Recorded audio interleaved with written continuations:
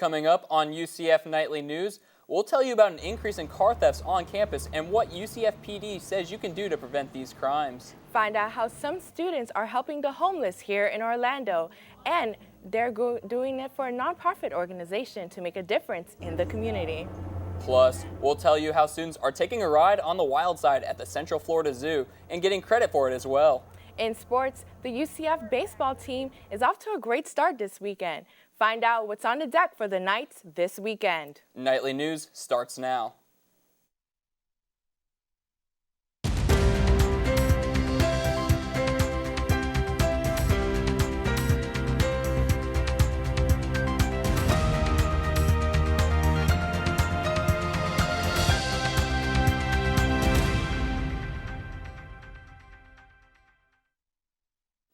Good afternoon and welcome to Nightly News. I'm Connor Engelhart. And I'm Karan Case. Today is Friday, February 26, 2016. UCF PD is currently investigating a wave of on-campus car burglaries. Reporter Victoria Pasillo joins us outside of Garage H to tell us more. Thanks, Karan. UCF PD recently posted a tweet alerting students of the crimes. We talked to one student who got his car broken into, and he shared some good advice to be shared with other students. He had taken everything out of there. UCF student Christian Beard was recently a victim of an on-campus car burglary. My stuff was gone. An expensive backpack, my MacBook Pro, and $200. So, it's almost about a $2,000 hit they got on me. However, something more important was stolen from Christian: his personal information. And he's not the only one who's had items stolen. Since the start of this year, the UCF Police Department has reported 15 car burglaries on campus. Police spokeswoman Courtney Martin says they're all crimes of opportunity. With these burglars, they will walk from car to car, they'll peek into windows and see if there's any kind of property sitting out on the seats, and then they'll pull on the door handles and they'll see if the doors are unlocked.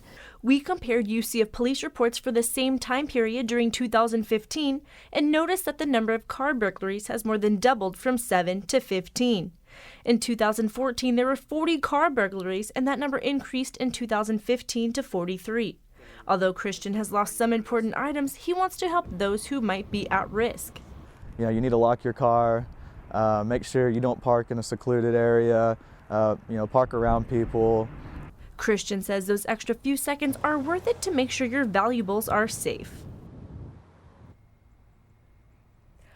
One last tip, UCF PD says students should avoid leaving credit card and bank statements in your car so they don't get easily taken. Back to you guys.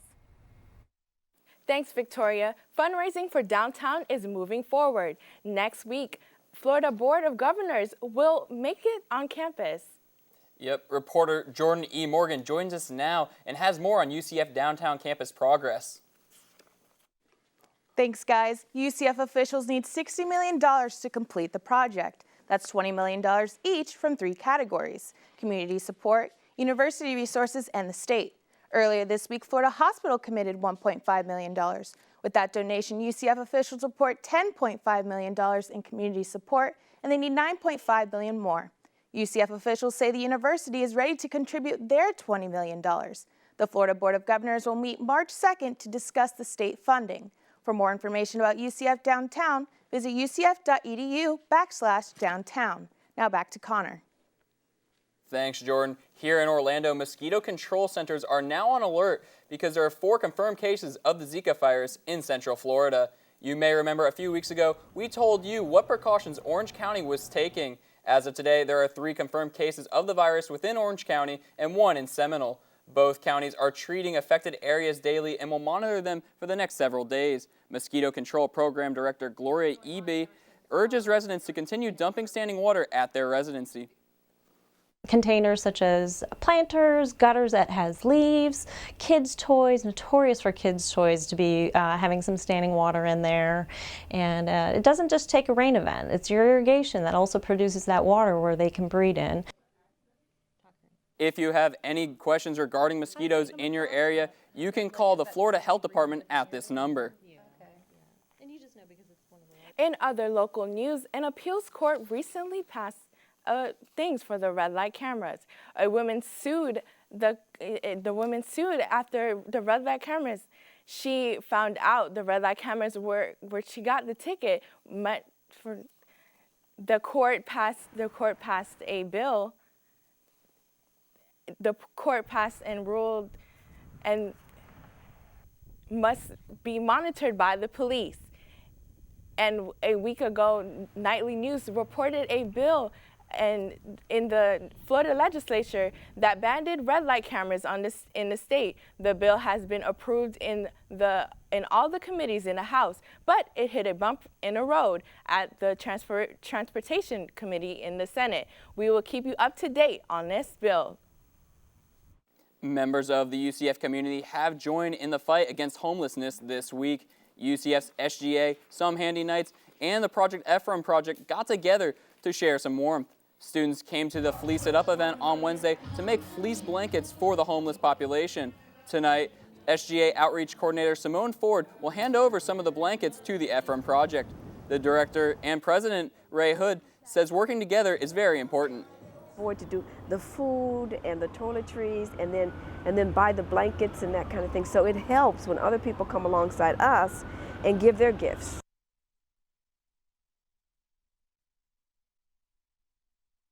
Everyone in the community.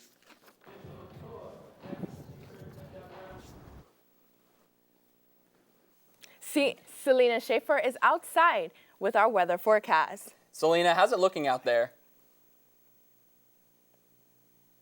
Nicholson School of Communication, and it is just gorgeous. It's a little bit chilly, but that's not stopping the sun from shining. Let's take a look at those current conditions. Right now, we're sitting at a comfortable 64 degrees, winds at 13 miles per hour, northwest, and as you can see, 0% precipitation, and it looks to stay that way throughout the weekend. Stay tuned for later in the newscast when I tell you what wonderful weather lies ahead. National Eating Disorder Awareness Week wraps up today, and today's event focuses on self-love and stress relief. Eating disorders like anorexia, bulimia, and binge eating affect millions of people, and many are too ashamed to ask for help. This week, the UCF Rec and Wellness Center shed some light on the issue. President of Project HEAL, Amy Maintner, hopes to create a culture of care for the UCF students with eating disorders. A lot of eating disorders are a much bigger issue than a lot of people realize because our society believes that having a negative image of your body and having a negative relationship with food is normal. Everyone in Project HEAL has a personal experience with an eating disorder. Maintner hopes the events held this week will bring more awareness to the issue. Today marks 4 years since the death of Trayvon Martin. Reporter Joshua Thicklin tells us how the UCF community feels his death is impacting us. On February 26, 2012, Neighborhood Watch volunteer George Zimmerman fatally shot 17-year-old Trayvon Martin. The teenager's death sparked controversy and opened the conversation about race and police brutality in America.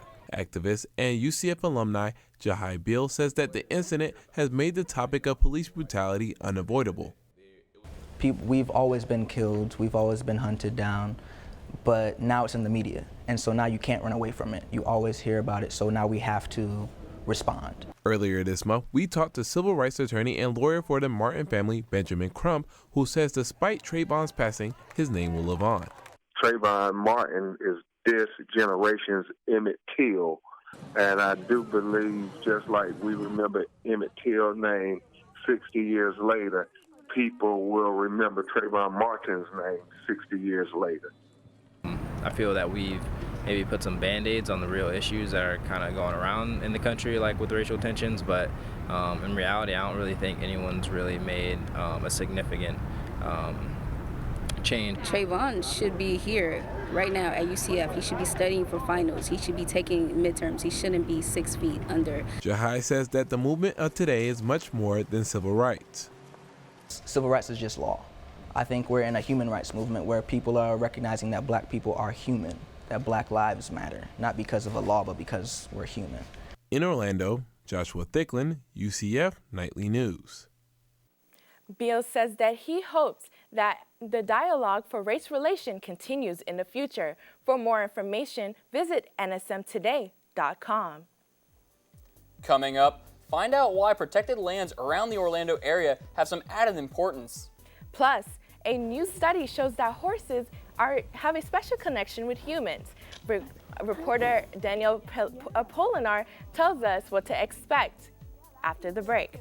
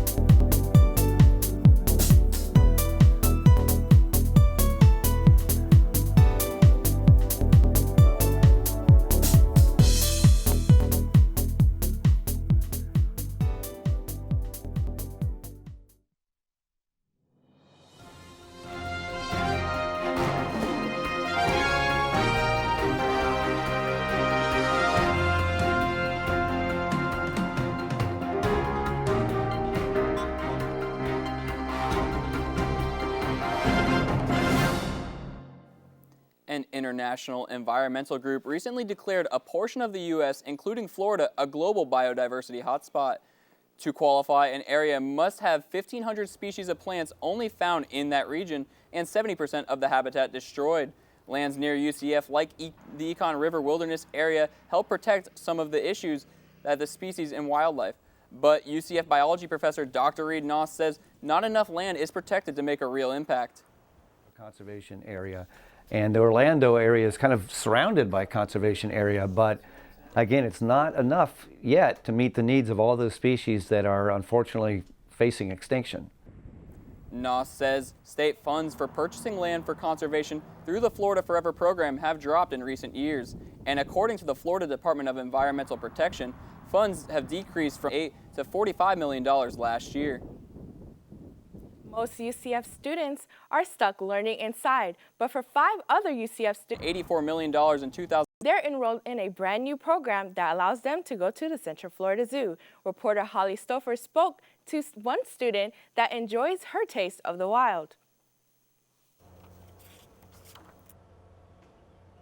For hours a day, Shanine Clemens watches every move these 2 cheetahs make. I've never done anything like this before, ever. I've always wanted to. I've always kind of wanted to be the Jane Goodall, sitting in a tree watching animals do what they do all day. In this class, students like Clemens study animal behavior here at the zoo, and they can publish their research at the end of the semester. I'm not in a classroom just watching a PowerPoint. I'm here and I'm learning with hands-on things. I'm getting to be a researcher. Frank LaJudas, the course instructor, says this new class is designed to get students out of the classroom. In the classroom, everything seems so easy, and it's, you know, you're told this is what happens, and this is the way it's always been, and this is what you need to know. But when you're in the field, you get to see differences. Things happen you don't expect. Clemens plans to pursue zoo and wildlife medicine after graduation, following her passion. I've always wanted to be involved in studying wild animals so we can propagate conservation, and so everyone can understand a little bit more about the world we live in and nature. She hopes that this experience will give her an edge when applying to vet school. Reporting in Sanford, Holly Stouffer, UCF Nightly News. says he's hoping to have 3 classes in 3 semesters. This will allow students to monitor animals' behavior throughout the seasons. The University of Sussex recently published a study that argues that horses can distinguish human facial expressions. Reporter Daniela Polinar tells us about the friendship between one UCF student and her 4-legged friend. This is Mindy Clark and her horse Bailey. The two spend a lot of time together at this barn full of different animals. Bailey was adopted a year and a half ago from owners who neglected him. We have a lot of understanding for each other. He was neglected, so I think he appreciates the relationship. I would say it builds every day. As he learns to trust me more, I can do much more with him. Clark says this comes from an unspoken connection the two share. The University of Sussex recently published a study that says horses are able to distinguish human facial expressions. In the study, 28 horses were shown pictures like these. The majority showed negative reactions to the angry faces, causing an increase in their heart rate, indicating stress. The researchers say this adds to the discussion of horses' ability to understand human emotions, an ability that plays an important role down this road. Freedom Ride here in Orlando specializes in therapeutic horse riding. Horses like Lucky over here help people with disabilities, both physically and mentally. Lauren Parslow, an instructor, says this information doesn't come as a surprise. So we have a rider, and she had a seizure while she was riding, and the horse just stopped. He knew something was going on. Parslow says horses are paired with riders based on personality and behavior, which is important to the connection. They feel what we feel. If you're anxious while you're on the horse, they're going to feel anxious, and vice versa. If they're anxious, they're going to make you anxious. As for Clark and Bailey, well, they're working toward building their connection one trot at a time. In Orlando, Daniela Polinar, UCF Nightly News. Freedom Ride Orlando is always looking for extra volunteers, and to volunteer, you don't need any experience working with horses. For more information on volunteering, you can visit freedomride.com. Coming up after the break, Selena Schaefer will give us a look at the weather. And in our social media update, we'll tell you how a few videos went viral of a high schooler named Daniel.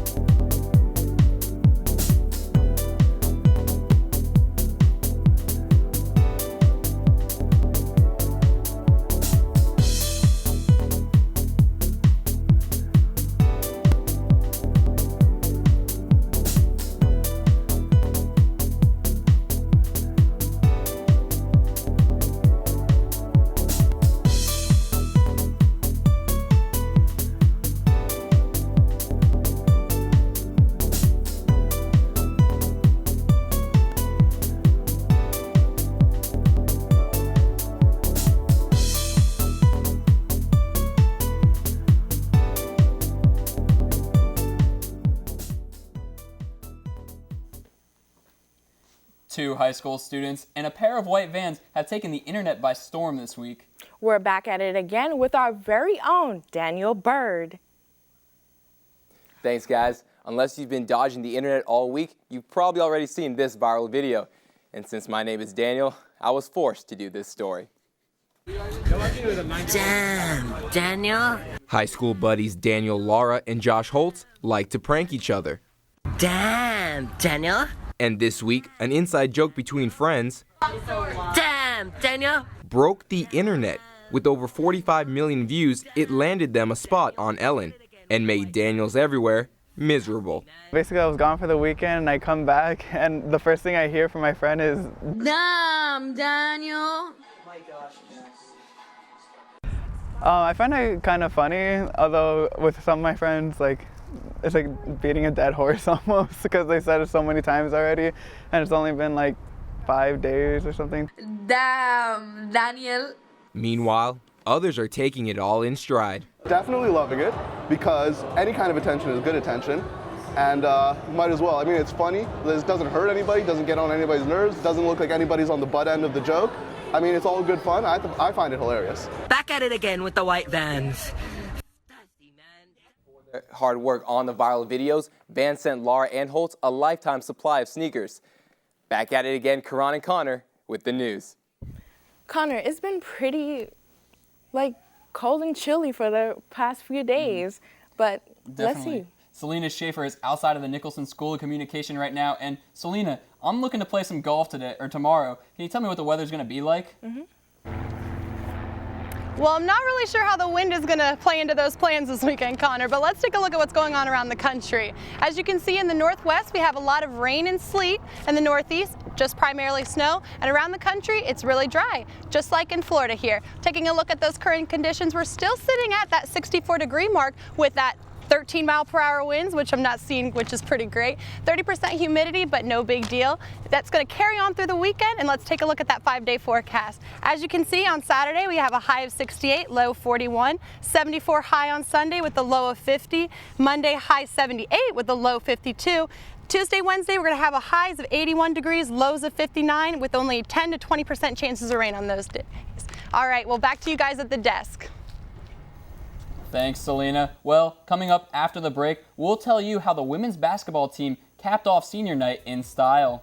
Plus, the women's lacrosse team is winning this season. Find out what we're expecting this weekend from them.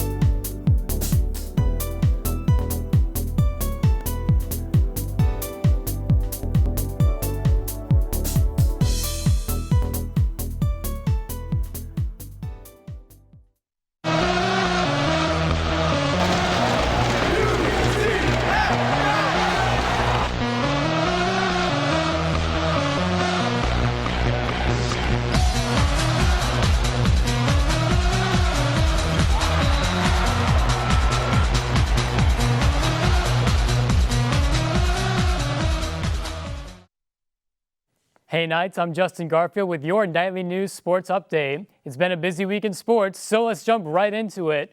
Earlier this week, women's basketball seniors Erica Warbay and Mackenzie Reeser celebrated their last home game of the season with a win. The Knights won a very close game against Houston, defeating the Cougars 65-62. UCF held the lead for pretty much the whole game, with Houston not far behind at the end of the fourth quarter. Coach Joy Williams said that the seniors could walk away from their time on the court with more than just a win. Feel good about, not giving up on the season, not throwing in the towel. I think the last 3 games especially, we've really grown a lot, played a lot better. Coach Williams says the next step is to focus on the conference tournament. UCF's ladies lacrosse is undefeated so far with a record of 4-0. The Knights have been gearing up for a game against Florida Gulf Coast University this weekend, hoping to continue the streak.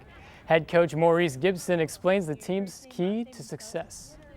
One of the big words that we use a lot here is family.